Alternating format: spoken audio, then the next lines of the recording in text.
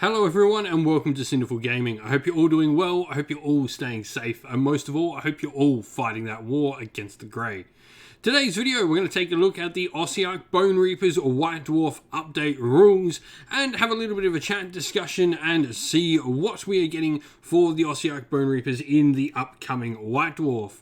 In this video, we'll go through all the different parts of the army that we're going to get, which includes things like battle tactics, grand strategies, also some new heroic actions, some changes to rules and how battalions work, and some other things besides that as well. It's a really good, solid update for the Ossiarch Bonereapers on just a high-level view. This is one of the better ones I've seen. It really does address issues that the Ossiarch Bonereapers had. It doesn't necessarily boost them in power in any way, but it does clean up and clear up a few things and just give them access to a lot of things other armies were doing. So a really good update for all those reasons in my thinking. But let's get cracking on and let's check out exactly what we have gotten in this update for the Ossiarch Bonereapers.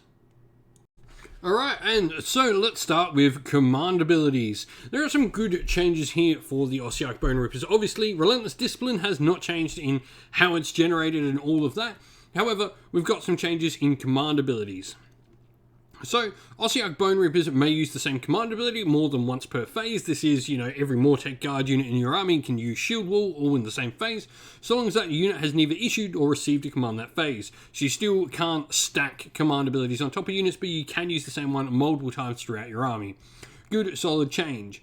In addition, you cannot use the Expert, Slayers, Strategist, or Swift abilities from core battalions. Instead, for each one of these abilities you gain through purchasing a core battalion, you can instead once per game get a free Relentless Discipline point. So instead of getting the free command ability for Swift, which is the free run command ability, you can instead just choose to one turn per the game.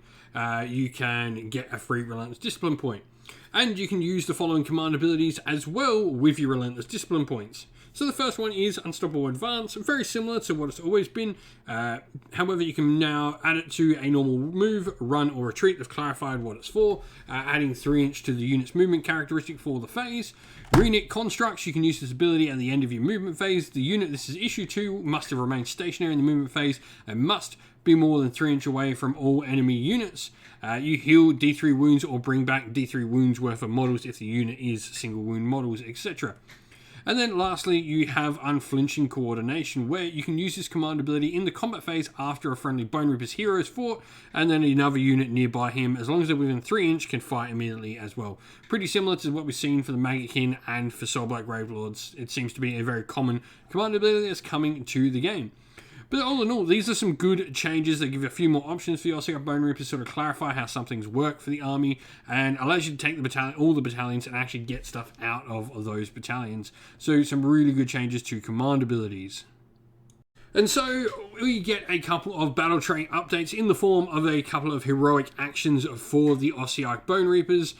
These sort of just, well, the first one at least here, Relentless Leadership, will replace Heroic Leadership, which obviously Ossiarch Bonereapers can't do because they don't get any access to command abilities and all of that to use command points for. Instead, you pick one hero at the end until the end of this turn. You can use Ossiarch command ability to issue a command without a Relentless Discipline point being spent. So a nice, great just replacement for that. But Necromantic Mastery is a nice little addition. We pick one friendly Mortison unit, and if the spell cast by that model is successfully cast, it cannot be unbound. The Bonereaper casters, outside of obviously the big guys, generally suffer from not too many bonuses, and they generally aren't as good at casters as many of the other Death Armies. So getting that first one to be able to be cast and not be unbound is really nice. Can get that all-important spell off to help your army out. Just a really solid battle trait, heroic action available to the army. And so we move on to the battle tactics available for the army, and these are pretty solid. Some pretty guaranteed ones here.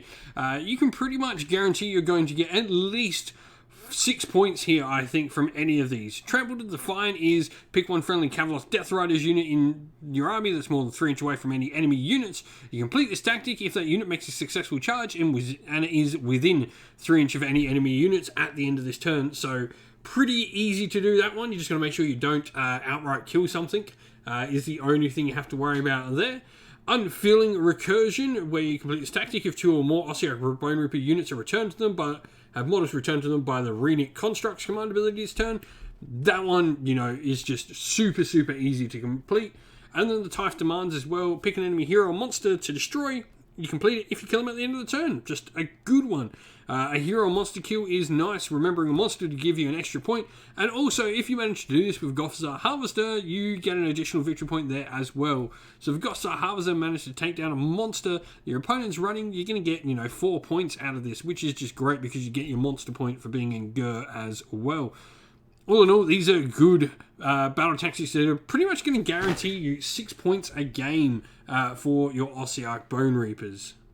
And while all our battle tactics are good, the grand strategy is really easy for our opponent to sort of negate for us. Now, if our opponent goes last in the game, so they get the bottom of turn 5, they can pretty much guarantee that this grand strategy will not be completed by simply doing a wound to either our Cavalos Death Riders or Mortek Guard units, just killing a single model.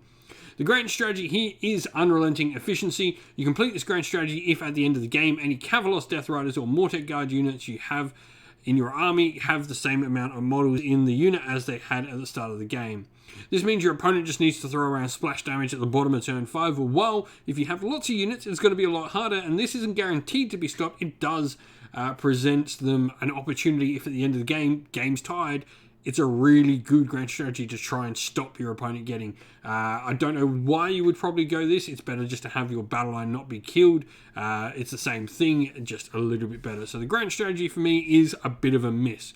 But all in all, I do think this is some good solid updates for the Ossiarch Bonereapers. I really like that they took a look at Relentless Discipline and gave some updates to command abilities and some heroic actions so the army could function in all those phases and pretty much get what everyone else gets. It's nice. It's not the strongest update by far, but it does just give you some good, solid clarity and some, you know, brings you up to date with the new edition. This, I think, is a good White Dwarf update for the Bonereapers. I'd love to hear everyone else's thoughts in the comments below on it. Well, that's the end of the video. Thank you all for watching. If you enjoyed it, please leave a comment below and let us know what you enjoyed about the video. And don't forget to leave a like and subscribe to the channel and turn those bell notifications on so you don't miss a beat when we upload new stuff to the channel. Lastly, if you'd like to help support the channel in another way, you can do so either by helping support the channel on Patreon or YouTube members. This allows us to continue to make new content for the channel, exploring other game systems outside of Warhammer Age of Sigmar, like we have started to with things like Elder Scrolls: A Call to Arms and Conquest: The Last Argument of Kings and Warhammer 40,000. And it helps us just continue to make more Age of Sigmar content as well.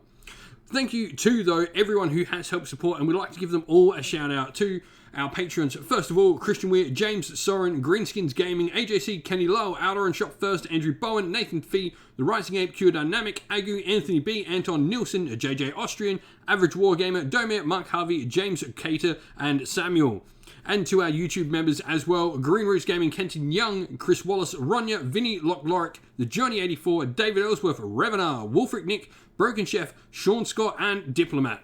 And a special thank you, of course, to, first of all, Lady Witchfox Art, who does all the amazing artwork for the channel you see here, and to Xmorphic, who does all the awesome background work on our Discord server, keeping that nice and running properly for us all. Thank you, everyone, for watching. Once again, stay safe, stay well, and most of all, keep fighting that war against Grey. Ciao for now.